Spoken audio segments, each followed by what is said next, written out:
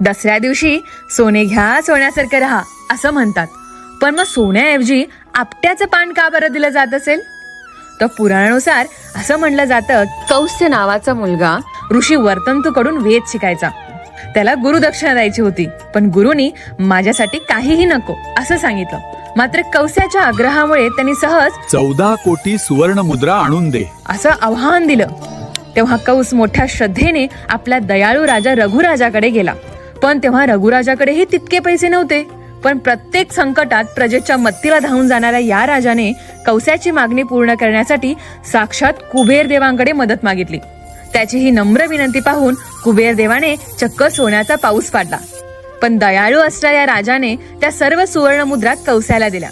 मात्र प्रामाणिक कौस्यानेही जितक्या मुद्रा त्याला गरजेच्या होत्या तितक्याच घेतल्या आणि बाकीचं सोनं आपट्याच्या झाडाखाली ठेवून प्रजेला लुटायला दिलं. तर तोच दिवस होता दसऱ्याचा. आणि तेव्हापासूनच दसऱ्याला आपट्याचं पान सोन्यासारखं मानून एकमेकांना आदराने देण्याची परंपरा सुरू झाली. आजही बऱ्याच ठिकाणी मंदिरात आपट्याच्या झाडाची फांदी ठेवून सोने लुटण्याची प्रथा केली जाते.